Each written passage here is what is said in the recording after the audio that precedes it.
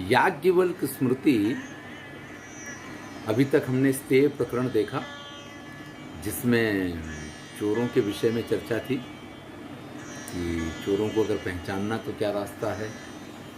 अगर कोई व्यक्ति किसी की हत्या कर देता है, उसके कोई आधार नहीं है या आपको उसके बारे में कुछ भी मालूम नहीं पड़ता है, तो ऐसी स्थिति में उसको कैसे पकड़ा जा सकता है, ये सारी बातें हमने स्तेय प्रकरण के अंतर्गत देखी। याज्ञवल्क्य स्मृति का व्यवहार अध्याय और उसमें स्त्री संग्रहण प्रकरण। तो संग्रहण का अर्थ हो जाता है कि उसको किस प्रकार से लिया जाए। संग्रह का अर्थ एकत्रित करना है और संग्रहण का अर्थ उसकी स्वीकार करना है। ये दो अंतर हैं इसमें। तो यहाँ स्त्री संग्रहण प्रकरण की चर्चा शुरू करते हुए याज्ञवल्क्य लिखते हैं, पुमान संग्रहणे ग्राह्या केशा केसी परस्त्रिया सद्यो वा कामजे चिन्है प्रतिपत्तौ द्वयो तथा। देखिए, मूल जो चीज़ें हैं वो पति पत्नी के संदर्भ की बात है। इसके अतिरिक्त, क्योंकि यहाँ पत्नी संग्रहण इस प्रकार का शब्द नहीं, स्त्री संग्रहण शब्द है। और स्त्री से कई बार क्या होता है कि जो पत्नी है उसका समावेश इसमें नहीं हो पाता है, वो तो पत्नी हो गई है। तो यहाँ कह रहे हैं कि पुमान, अगर कोई पुरुष केशा केसी परस्त्रिया ग्राह्या, किसी के बाल वगैरह खींचता है। देखिए, ये प्रारंभिक अवस्थाएं होती हैं। किसी के साथ आप थोड़ी छूट छाट लेने की कोशिश करते हैं तो उसका प्रारंभ यहीं से होता है। कभी उसकी चोटी खींच देना, कभी उसका दुपट्टा खींच देना, कभी कहीं उसके हाथ को स्पर्श करना, या कभी उसको कुछ टपली मार देना। गुजराती में टपली बोलते हैं, किसी को थोड़ा बहुत हल्का सा थप्पड़ जैसा मारना। इस तरीके की जो स्पर्शिंग की प्रक्रिया है, वो सारी प्रक्रियाएं जो शुरू होती हैं, उन्हीं का प्रारंभिक स्वरूप बता रहे हैं। कोई पुरुष अगर किसी स्त्री को, और शब्द प्रयोग किया है कि पर स्त्रियां, किसी दूसरे की स्त्री को केशा केसी, उसका केस पकड़ता है या उसके कपड़े पकड़ के खींचता है, सद्यो वा काम जैस चिन्ह ही प्रतिपत्तो, या काम की कुछ चिन्ह, जैसे कुछ नख मार दिया, नखक्षत है, या कुछ इस प्रकार की और भी कोई चिन्ह हो सकते हैं, अगर वो पाए जाते हैं तो ऐसी स्थिति में वो दंड का अधिकारी होता है। क्या दंड है, अभी और बातें बाकी हैं, इसलिए उसके बाद कहते हैं नीवी स्तन प्रावरण शक्ति केशावमर्शनम। देखिए, नीवी स्तन, प्रावरण कहते हैं वस्त्रों को, और प्रावरण का अर्थ होता है जो चुन्नी वगैरह होती है, जो ऊपरी वस्त्र ऊपर से ओढ़ा जाता है, स्तनों के ऊपर के भाग को जिससे ढका जाता है, उसकी बात है। प्रावरण उसको कहा जाता है। शक्ति जंघाओं को कहते हैं, केश यानी बालों को कहते हैं। तो इन सब का अवमर्शन करना यानी उनको छूना, उनको स्पर्श करना, आदेश काल संभाषण, और जो उपयुक्त समय नहीं। देखिए, आदेश काल शब्द पहले भी प्रयोग किया था और यहाँ फिर से इस चीज़ का प्रयोग हुआ है। पहले ये प्रयोग आया था मेरे ख्याल से जो लोग गलत कार्य करते हैं, जो लोग दूसरे का धन बेचते हैं, उस संदर्भ में आदेश काल आता है। यहाँ आदेश काल का अर्थ है जो योग्य समय। भाई, प्रत्येक व्यक्ति के मिलने जुलने, उठने बैठने का योग्य समय होता है। आप किसी दूसरी स्त्री के पास रात्रि के समय अगर जाते हैं तो ये अयोग्य काल है। चाहे आप खड़े होकर बात ही कर रहे हों, कि आप उसके दरवाजे पे गए, आप उसकी खिड़की पे गए, आप वहाँ खड़े होकर उससे बात कर रहे हैं, तो शहैक आसन में उचा, या एक ही आसन पे दोनों बैठे पाए जाएं, तो इन सभी स्थितियों में स्त्री निषेधे। अब इन सब चीज़ों से स्त्री को रोका गया हो तो शतन दंड दिया जाएगा। तो स्त्री को 100 का दंड किया जाएगा। द्विशतंतु दमम पुमान, और जो पुरुष हैं उनको 200 का दंड किया जाएगा, 200 का दंड किया जाएगा। अब हम फिर से समझें इसको कि कोई पुरुष है, वो इस स्थिति में पकड़ा जाता है, किस स्थिति में कि वो किसी स्त्री के चोटी खींच रहा है, बाल खींच रहा है, कपड़े खींच रहा है, या उसने कुछ इस प्रकार की निशानी बना दी, कुछ ऐसा काम कर दिया जिससे कि जो सामने की स्त्री है उसके ऊपर कुछ आरोप लग सकते हों, या द्वयोस तथा प्रतिपत्तु, दोनों की मंजूरी हो और इसमें कुछ इस प्रकार के निशान बन गए हों, वो नीवी का स्पर्श करता हो, स्तनों का स्पर्श करता हो, प्रावरण यानी जो दुपट्टा है या आंचल वगैरह है उसको खींचता हो, जंघा प्रदेश का स्पर्श करता हो, केश यानी बालों को अवमर्शन, इन सब का स्पर्श अगर किया जाता है, आदेश काल गलत समय यानी किसी से मिलने का कोई समय होता है लेकिन जो योग्य समय नहीं माना गया है, अगर मान लीजिए कि उस समय में वो उसके साथ अभिभाषण करते हुए पकड़ा जाता है, बात करते हुए पकड़ा जाता है, एक आसन पर बैठे हुए दोनों पाए जाते हैं, तो स्त्री को रोका गया है तो उसको 100 पण का दंड और पुरुष को 200 पण का दंड दिया जाना चाहिए। प्रतिषेधे तयोर्दंडो तथा संग्रहणे यथा संग्रहणे तथा, अगर मान लीजिए कि दोनों को ही इस बात के लिए रोका गया है और दोनों नहीं मान रहे हैं, दोनों, तो भाई दोनों ही इस संग्रहण दंड के अधिकारी होते हैं, तो दोनों को दंड दिया जाना चाहिए।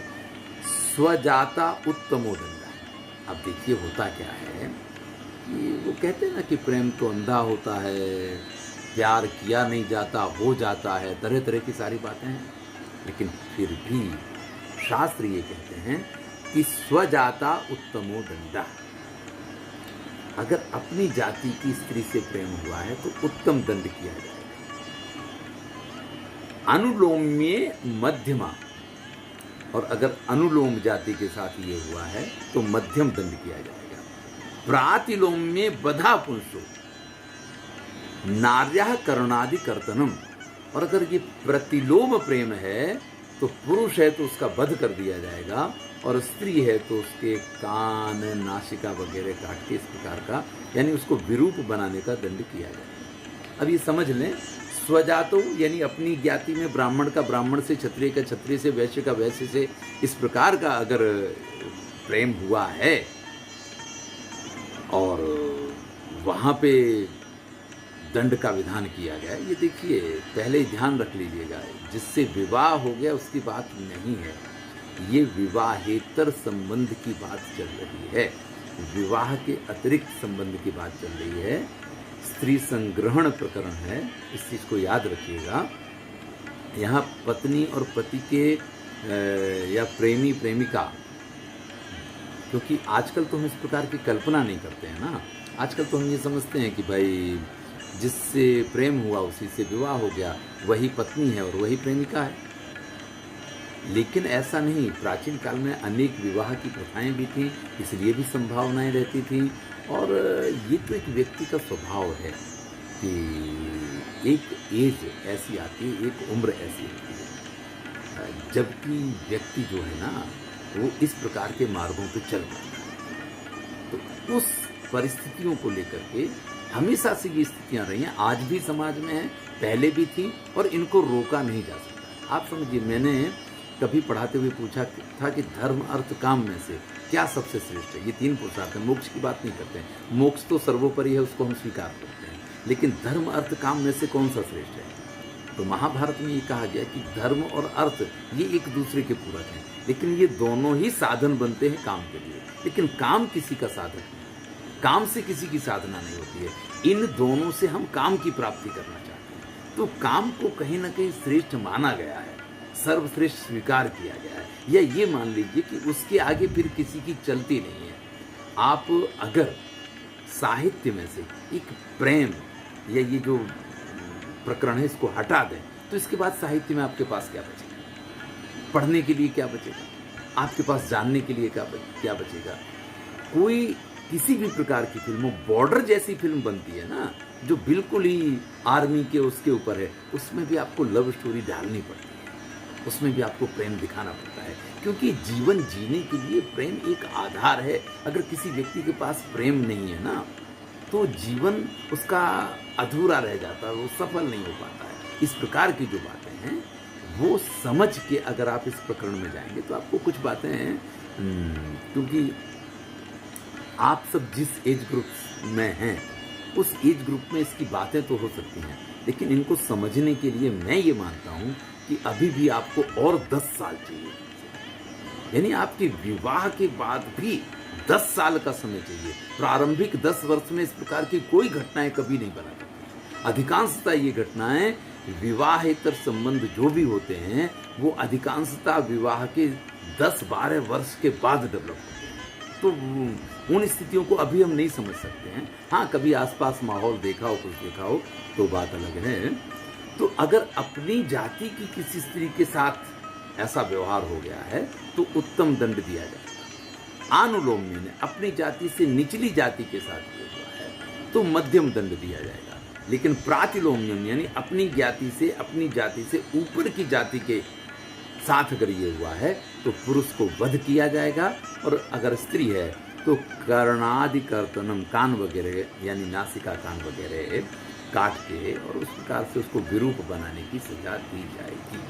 ये इसका अर्थ है। चलिए, अलंकृता हरेत कन्याम उत्तमम ही अन्यथा अधमम दंडम दद्यात सवर्णासु प्रातिलोम्ये वधासी। अब देखिए, कोई अलंकृत कन्या है, तैयार हुई बैठी है विवाह के लिए। आपको एक फिल्म याद करवाऊं, 3 इडियट है कि लड़की की शादी होने जा रही है और उसी समय वो 2 आते हैं, उससे कहते हैं चल भाग चल, और वो भी उनके साथ जो भाग जाती है। अगर बिल्कुल ये मान लीजिए कि अलंकृता हरेत कन्या, ऐसी अलंकृत कन्या का अगर अपहरण किया जाता है जो विवाह के जोड़े में तैयार है, कृष्ण जैसे रुक्मिणी का अपहरण करके लाए थे, रुक्मिणी को जैसे लेके आए थे। देखिए, रुक्मिणी कृष्ण को प्रेम करती थी, उसने संदेश भेज दिया, लेकिन उसके पिता ने, उसके भाई ने तो उसकी शादी तय की थी शिशुपाल के साथ। अब ऐसे में जिसके साथ एंगेजमेंट होती है, हमने मनुस्मृति में पढ़ा, सभी जगह पढ़ा कि वो आधी उसकी पत्नी हो जाती है। पूर्ण पत्नी का दर्जा मिलना ही तो बाकी रह गया है ना, विवाह यानी पूर्ण पत्नी का दर्जा मिलना है। लेकिन उससे पहले, इसीलिए तो शिशुपाल ने ये कहा था राष्ट्रीय यज्ञ से पहले कि जो दूसरी की पत्नी का हरण करता है, क्योंकि आधी पत्नी तो हो गई थी वो शिशुपाल की, ऐसा उसका मानना था। तो इस प्रकार की घटनाएं हमेशा होती रहेंगी, ये कोई जरूरी नहीं है। लेकिन कृष्ण जो रुक्मिणी को लाए हैं विवाह करने के लिए, उससे विवाह करते हैं, इसलिए वहाँ पे दंड का प्रोविजन नहीं बनता है। लेकिन अगर कोई ऐसी स्थिति है कि लड़की अपनी शादी के जोड़े में तैयार है, और जैसा कि कई बार फिल्मों में हम देखते हैं कि कोई विलन ऐसा है, वो कहता है कि नहीं ये तो हमारी है, इसको तो हम ले जाएंगे, और वो हो सकता है कि शादीशुदा भी हो, तो ऐसी स्थिति में उत्तम दंड दिया जाएगा। अन्यथा अधमम, अगर वो विवाह के लिए तैयार नहीं थी तो अधम दंड दिया जाएगा। दंड दद्यात सवर्णासु प्रातिलोम्ये वधासी। अगर वो सवर्ण है तो उसमें दंड का विधान है, और अगर वो प्रातिलोम्य है तो उसमें वही वध का विधान है। तो फिर से समझिए इस चीज को कि कोई अलंकृत कन्या को उठा के लाता है और वो कन्या अगर आपसे उपले वर्ण की है तो यहाँ वध का विधान है। अगर समान वर्ण की है तो उत्तम दंड दिया जाएगा, और अगर हीन वर्ण की है तो उसको अधम दंड दिया जाएगा। ये इसका सीधा सीधा अर्थ होता है। सकामा स्वनुलोमासु ना दोषत त्वम अन्यथा धमः दूषणे तु करच्छेद उत्तमायाम वधस्तथा। अब ये जो रुक्मिणी वाली बात मैंने आपसे कही वो बात आ जाती। सकामा स्वनुलोम, अगर कोई व्यक्ति सकाम यानी दोनों पक्ष एक दूसरे को चाहते हैं, अनुलोमासु, और ये अनुलोम है, ना दोषस्तु, तो उसमें दोष नहीं। यानी उपले वर्ग का पुरुष और उससे निचले वर्ग की कन्या अगर है तो ये सकाम संबंध, यानी अगर विवाह के लिए ये किया जा रहा है तो ना दोष, तो इसमें दोष नहीं माना जाता। अन्यथा अधमा, अगर नहीं है तो अधम दोष है, तो वहां पे अधम प्रकार की सजा मिलेगी। दूषणे तु करच्छेदे उत्तमायाम बधस्तता। आप देखिए कई बार क्या होता है कि कुछ स्थितियाँ इस प्रकार की हैं कि जो कन्या है उसको दूषित करने की कोशिश की जाती है, और उसको दूषित करने के लिए तरह तरह के प्रयोग हो सकते हैं। आप किसी की तरफ उंगली भी उठा दें ना कि नहीं वो तो गलत है, उसने तो ऐसा आचरण किया है, तो भी किसी के ऊपर कलंक लग जाता है, लांछन लग जाया करता है। तो ऐसी स्थितियों में क्या कहते हैं, करच्छेद,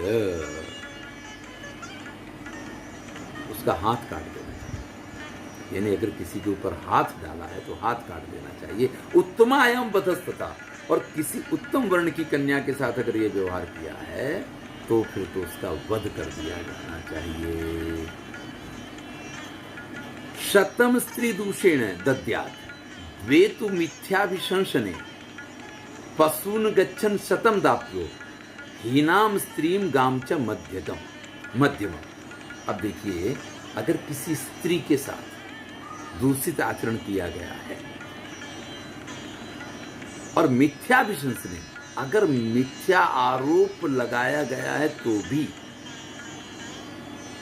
शतम 100 का दंड किया जाएगा।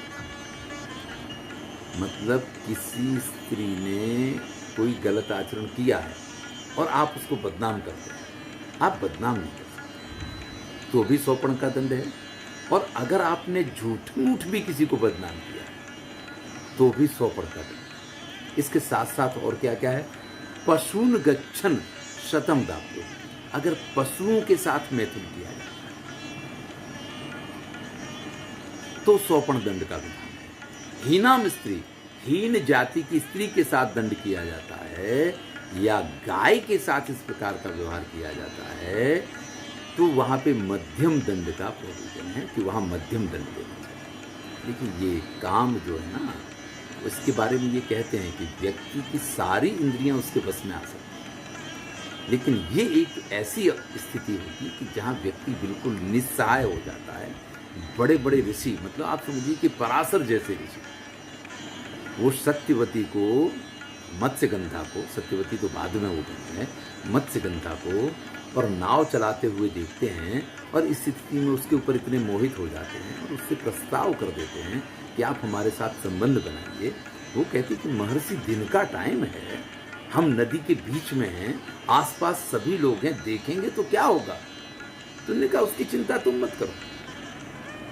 इतनी धुम्मस उस समय उन्होंने उत्पन्न कर दी है कि जिसकी वजह से एक ही नाव पे अगर 2 लोग हों तो एक दूसरे को ना देखें। ये शक्तियां हैं उनके पास। अपनी तपस्या का उपयोग उन्होंने इस चीज के लिए कर लिया, लेकिन काम को वश में नहीं कर पाए और वेद व्यास का जन्म हुआ। और ऐसी तो मतलब घृताची अप्सरा के साथ, मेनका अप्सरा के साथ विश्वामित्र की कथाएं, ऐसी तो कितनी कथाएं पड़ी हैं हमारे साहित्य में जो इस चीज को प्रमाणित करती हैं कि काम के ऊपर व्यक्ति का काबू नहीं है। जो पांडु ने जिन ऋषि का वध किया था वो मृग रूप में ही, यानी मृग का रूप धारण करके, और वो संबंध बना रहे थे, तभी तो वो तो मृग का शिकार करने गए और उसमें हो गया एक ऋषि का शिकार। तो पशुओं के साथ इस प्रकार के संबंध बनाए जाएं। जो श्रृंगी ऋषि की कथा आती है, ऋष्य श्रृंग की, श्रृंगी ऋषि की नहीं, ऋष्य श्रृंग ऋषि की कथा आती है, वहाँ पे भी यही है। विभांडक के पुत्र थे ये, और ये भी मतलब इन्होंने कभी किसी स्त्री को देखा ही नहीं था उससे पहले। जब तक ये उन वेश्याओं के साथ पहुँचे हैं, गए हैं, तब तक इन्होंने किसी स्त्री को ही नहीं देखा था, क्योंकि इनका गर्भ किसी स्त्री के उससे नहीं हुआ था। ये हिरण से जन्मे थे, इनके पिता ने हिरण के साथ संबंध बनाया था और उससे इस बालक का जन्म हुआ था। तो आप इस प्रकार की बहुत सारी कथाएं पाई जाती हैं। तो किसी पशु के साथ अगर संबंध बनाया है तो 100 का दंड है। किसी हीन स्त्री के साथ बनाया है और गाय के साथ संबंध बनाया है तो मध्यम दंड का प्रोविजन किया गया है। अवरुद्धासु दासीसु भुजिस्यासु तथैव च गम्यास्वपिपमान दाप्या 50 पणिकम दम। देखिए ये एक विशिष्ट प्रथा थी, दासी प्रथा। आप याद करें तो देवयानी जो शुक्राचार्य की पुत्री है, ययाति के साथ विवाह होता है और शर्मिष्ठा उसके साथ दासी के रूप में। तो जो दासी के रूप में आया करती थी, उसके साथ संबंध बनाना एक स्वाभाविक प्रक्रिया थी। कि अगर जिस दिन, ये महाभारत की कथा भी है कि धृतराष्ट्र और जो पांडु हैं, इनके लिए अंबिका और अंबालिका दोनों जाती हैं, महर्षि वेदव्यास के पास उनको भेजा जाता है। लेकिन जब कहा कि वो अंधा होगा और वो इस प्रकार का पांडु रोग से पीड़ित होगा, तो फिर कहा कि नहीं, एक बार और आपको इस प्रक्रिया के लिए जाना होगा। तो दोनों स्वयं नहीं गई और उन्होंने अपनी दासी को भेज दिया। तो कई बार इस प्रकार की स्थितियां हुआ करती थी कि बड़ी बड़ी राजकुमारियां, रानियां जो होती थीं, उनके साथ में बहुत सारी दासियां हुआ करती थी। और जिस दिन रानी को नींद आ रही है, उसने दासी को भेज दिया। इस प्रकार के भी प्रोविजन हुआ करते थे। इसलिए अवरुद्धासु दासी, जो दासियों के रूप में अवरुद्ध हैं, यानी किसी अन्य की दासी, भुजिस्यासु तथैव, और किसी अन्य ने उसका अगर भोग किया है, गम्या स्वपी, वो गम्य होती है, यानी दासी के साथ संबंध बनाए जा सकते हैं। दासी के साथ इस प्रकार के संबंधों को कभी गलत नहीं माना गया है। लेकिन चूंकि वो दासी किसी और की है और संबंध अगर किसी और ने उसके साथ, देखिए, पर स्त्री के साथ संबंध की सजा है, इसी प्रकार से दूसरे की अगर दासी है, उसके साथ भी अगर कोई दूसरा पुरुष संबंध बनाता है, 50 पणिकम दमम, तो 50 पण दंड इसके लिए कहा गया है। यानी आप दूसरे की पत्नी के साथ तो संबंध नहीं बना सकते हैं, लेकिन दूसरे की दासी के साथ भी संबंध बनाने के लिए वहां पे भी इस प्रकार की सजा कही गई। प्रशय दास्यभिगमे दंडो 10 पणः स्मृता, बहुनाम यद्य कामासो 24 पृथक। देखिए, अगर किसी के साथ प्रशय है, प्रशय यानी जबरदस्ती से, दास्य अभिगमे, किसी दासी के साथ में ये व्यवहार किया गया है। अब फिर समझ लीजिए कि बलात्कार जिस शब्द को आज हम प्रयोग करते हैं, आज जो घटनाएं हुआ करती हैं, ये पहले भी होती थी। ये ऐसा नहीं है कि आज ही होती है, लेकिन ये बड़ा ही सुनिश्चित हुआ करता था कि उस समय कुलवधुओं के साथ या कन्याओं के साथ इस प्रकार के आचरण नहीं हुआ। समाज में एक पूरा वेश्याओं का सर्कल पाया जाता था, यानी इसको पूरी तरीके से योग्य व्यवहार माना गया है। आगे इसकी भी चर्चा आएगी, क्योंकि ये भी व्यवहार अध्याय का एक भाग है। तो अगर किसी को इस प्रकार की इच्छाएं होती थी तो वेश्या गमन कर सकता था, या ये जो दासियों वाली प्रथा थी, इसमें बड़ी छूटछाट हुआ करती थी। इसलिए यहाँ पे कहते हैं कि अगर किसी की दासी के साथ प्रसय है, जबरदस्ती की गई है, दंडो 10 पणः स्मृता, तो 10 पण का दंड किया है। देखिए कितनी छोटी सी बात, छोटी छोटी बातों के लिए हमने 100 पण दंड की बात की है। अगर किसी प्राणी के साथ करता है तो 100 पण दंड की बात की है। अगर उसने किसी बकरी को, किसी मृग को या किसी श्वान वगैरह के साथ ये व्यवहार किया है, तो ऐसी स्थिति में 100 पण दंड की बात की है। और अगर किसी दासी के साथ किया है तो सिर्फ 10 पण दंड की बात की है। आगे क्या कहते हैं, बहुनाम यद्य कामासो, अगर बहुत सारे लोगों ने मिलकर के ये काम किया है, जैसे आजकल सामूहिक इस प्रकार की घटनाएं बनती हैं, उसका भी उल्लेख है। 24 का प्रति, तो सबसे 24 पण दंड लिया जाएगा।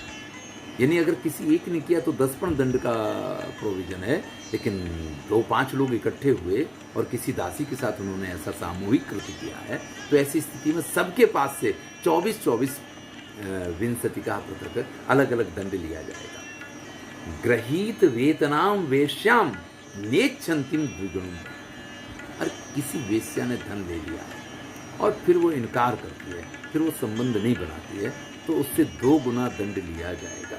जो धन उसने लिया है डबल करके उससे वापस लिया जाएगा। आग्रहीते समम दाप्या पुमान अपि एवमेव च, और अगर उसने धन नहीं लिया है और पहले उसने बुला लिया और फिर जब पुरुष पहुंचा तो मना कर देती है, तो ऐसी स्थिति में एक समान दंड की, मतलब जो यहाँ तो एक रेट फिक्स हुआ करते थे कि ये रेट चलता है, जैसे वस्तुओं के रेट हैं इस प्रकार से रेट, तो उस स्थिति में डबल नहीं लेकिन उतना ही दंड देना होगा। अब ये बात स्त्रियों के लिए भी लागू पड़ती हैं, पुमान अपि एवमेव चा, और इसी प्रकार से ये दंड पुरुषों के लिए भी लागू है। जो स्त्रियों के लिए दंड है, यही दंड पुरुष के लिए भी है। देखिए, ये वेश्या के ऊपर थोड़ी चर्चा करनी आवश्यक है।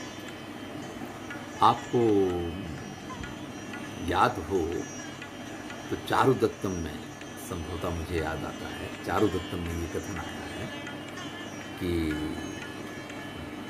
वो जो बसंत सेना है, अच्छा, वहाँ पे ये कहते हैं कि हम आपकी कुल की मर्यादाओं की रक्षक। वहाँ वेश्या का ये डायलॉग है कि हम आपकी कुल की जो मर्यादा है उसके रक्षक हैं। ये वेश्या ने कहा है, और ये बिल्कुल सही बात, मतलब ये कुछ चीजें इस प्रकार से रखी गई साहित्य में कि जिनको आप समझ पाए। कुल की मर्यादा की रक्षक ये कैसे हो सकती है? हाँ, अगर घर में कभी इस प्रकार की मानसिक विकृति आती है तो वो पुरुष उस जगह जा सकता है, और वहां गया, उसने अपनी तृप्ति प्राप्त कर ली। और इस वजह से, और कभी भी वेश्या जो है ना, आपके घर के ऊपर ये दावा नहीं करेगी कि नहीं, ये तो मेरा पति हो गया और अब तो इसकी संपत्ति पे मेरा अधिकार है। वेश्या के अगर उसका पुत्र भी हो जाए तो भी वो ये दावा नहीं करेगी कि ये इसका पुत्र है और इसकी संपत्ति पे इसका अधिकार है। लेकिन किसी अन्य स्त्री के साथ अगर संबंध है तो वहाँ सारी बातें बदल जाती हैं, घर टूट जाएंगे लोगों के, इसलिए वहाँ इस प्रकार का प्रयोग किया गया है।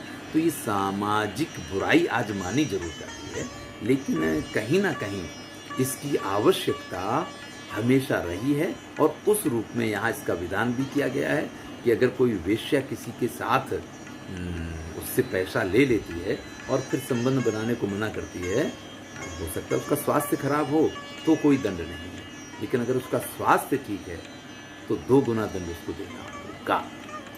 इन सब चीज़ों में वही बातें होती हैं कि एक व्यक्ति को बुलाया और उसी समय कोई और अधिक पैसे वाला व्यक्ति आ गया और उसने कहा कि नहीं, तो ठीक है भाई, वो तो पैसे के लिए उनको ये व्यापार करना है, तो इस प्रकार की स्थितियाँ आ सकती हैं। इसलिए डबल दंड का प्रोविजन, जैसा दुकान वगैरह में सामान बेचते थे, सामान के संदर्भ में भी यही कहा था ना कि अगर एक वस्तु किसी को बेच दी और दूसरे को बेचता है तो 2 गुना दंड उससे लिया जाएगा।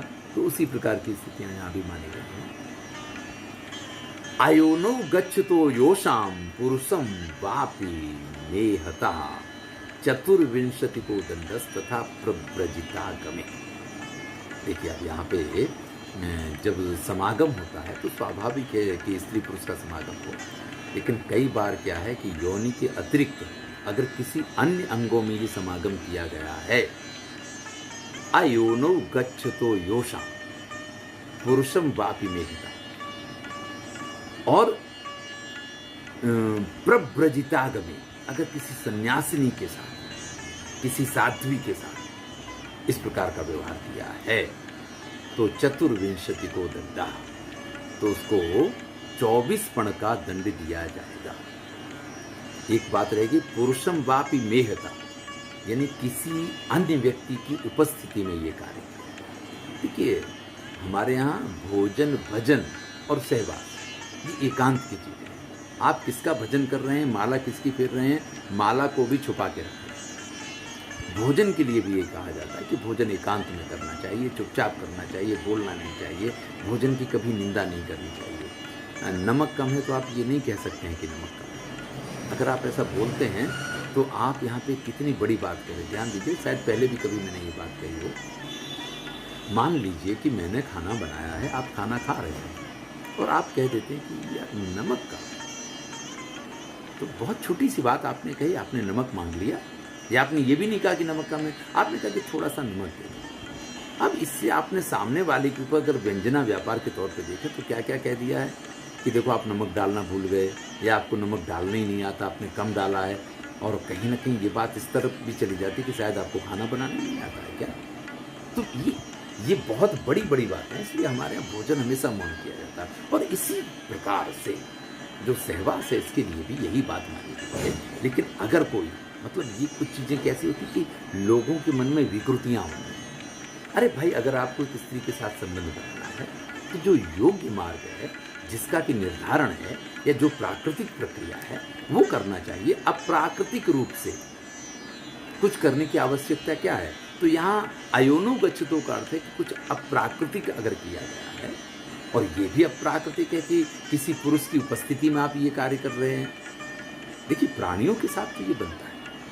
प्राणियों में अगर आप देखें तो बंदरों में भी ये चीज़ पाई जाती है, ये और प्राणियों में ये चीज़ पाई जाती है। वो इस सत्ता को दिखाते हैं। हाथियों में भी ये होता है। वही जूथपति बनता है जो सभी हाथियों को पराजित कर सकता है, और जो सभी हाथियों को पराजित कर सकता है ना, सभी हथनियाँ, झुंड की जितनी हथनियाँ होंगे वो सब उसके आगे पीछे हैं, और वो इसी में अपना वर्चस्व मानता है। ऐसे सिंह के संदर्भ में भी होता है, बंदरों के संदर्भ में भी होता है। बहुत सारे बंदर जो होते हैं ना, उनमें से एक उनका युद्धपति होता है, और उसके पास ये सत्ता होती है, वो इस प्रकार का प्रयोग करता है, और दूसरे बंदरों की उपस्थिति में इस प्रकार का प्रयोग करेगा। लेकिन मनुष्यों के लिए ये सारी चीज़ें नहीं भाई। हम तो यही तो हमारे पास एक बुद्धि ही तो सर्वश्रेष्ठ है। हमारे पास खुद को श्रेष्ठ सिद्ध करने के लिए और बहुत सारे रास्ते हैं। ये रास्ता नहीं है जो प्राणियों के पास है। तो ऐसी स्थिति में और प्रव्रजितागम, अगर किसी सन्यासी के साथ ये व्यवहार किया गया है तो 24 पणक दंड का प्रोविजन यहाँ पे किया गया है। अंत्याभिगमने त्यक्त्या कबंधेन प्रवास, अगर किसी अंत्यज यानी चांडाल की स्त्री के साथ ये अभिगमन किया गया है तो उसके मस्तक पे कबंधेन प्रवास निशान बना दो, योनि का निशान उसके मस्तक पे बना दो, और फिर उसको निकाल दो देश से कि देखो ये इतना ज्यादा नीच व्यक्ति है कि इसको सब जगह पे बस ये योनि ही दिखाई देती, ये नीच नहीं देख सकता है, ये ऊंच नहीं देख सकता है, इसको और कोई विचार नहीं आता है, इसको एक ही विचार आता है। तो लोगों को भी इस चीज का ख्याल आए, तो इस प्रकार की सजा का प्रोविजन किया है। शूद्र तथा अंत्या एव स्याद अंतर अंतस्यार्यागमे वधः। अब मान लीजिए कि शूद्र या किसी अंत्यज ने किसी उत्तम कुल की कन्या के साथ ये व्यवहार कर दिया, या स्त्री के साथ ये व्यवहार कर दिया, तो भैया उसका तो वध ही कर दिया जाएगा, उसको निष्कासित नहीं किया जाएगा। यानी इस समागम में भी आप एक निश्चित दूरी तो बना के रखेंगे। अंत्यज की स्त्री के साथ आप इस प्रकार का व्यवहार नहीं कर सकते। अगर आपने वहाँ पे किया है तो ये सजा का प्रोविजन अलग प्रकार का है। वहाँ दंड वंड नहीं है, वहाँ तो सीधा सा आपको जो है आपके मस्तक पे निशान बना के निकाल दिया जाएगा। लेकिन यही अगर कोई शूद्र या अंत्यज किसी उच्च वर्ग की स्त्री के साथ करता है तो ऐसी स्थिति में उसका वध कर दिया जाएगा। तो ये स्त्री संग्रहण प्रकरण जो है वो यहाँ पूर्ण होता है।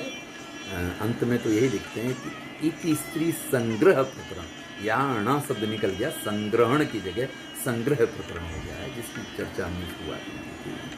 तो स्त्रियों के साथ के व्यवहार की क्या सजाएं हैं, आज के अनुसार तो ये बहुत कम सजाएं हैं, बहुत छोटी छोटी सजाएं हैं। मेरे ख्याल से इससे तो कहीं अधिक दंड होना ही चाहिए। लेकिन जैसा मैंने आपसे कहा था कि ये एक उस समय की जो मान्यता है उस प्रकार की स्थितियाँ थी, और हमें इस चीज़ को थोड़ा समझना भी पड़ेगा। मैंने पहले भी कहीं किसी वीडियो में ये बात कही थी कि हमारे यहाँ स्त्री संतान होने के चांस 75% हैं और पुरुष संतान होने के चांस सिर्फ 25%। ये प्राकृतिक नियम है, आप प्राणियों में भी देख सकते हैं, और यही रेशियो हमारे यहाँ होना चाहिए। लेकिन हमारे यहाँ तो रेशियो क्या हो गया है कि हमारे यहाँ कम संख्या होगी, स्त्रियों की संख्या कम हो गई। ये कभी होनी ही नहीं चाहिए। ये बहुत बड़ी दुष्प्रवृत्ति है। आप ये मान लीजिए कि अगर 75% स्त्रियाँ होनी चाहिए समाज में और 25% ही पुरुष होने चाहिए, तो इसका अर्थ ये होता है कि कितने मोटे पाए पे स्त्रियों की हत्या या स्त्री भ्रूण हत्या हुई है हमारे साथ, जब आज हमें इस स्थिति में। तो जब इस प्रकार से अधिक संख्या स्त्रियों की थी तो बहु विवाह की प्रथा थी। अब तो मैं यही कहता हूँ कि आगे चल के ये स्त्रियों के पास अधिकार होगा। अगर इसी प्रकार से संख्याएं कम होती चलेंगी तो भाई पुरुषों की संख्याएं इतनी ज़्यादा होंगी तो पुरुष कुंवारे रहेंगे, जैसे कल स्त्रियाँ कुंवारी रहने के चांस थे। चलिए, जो भी विषय है, तो यहाँ स्त्री संग्रह प्रकरण पूर्ण होता है। अगर आपके प्रश्न है तो आप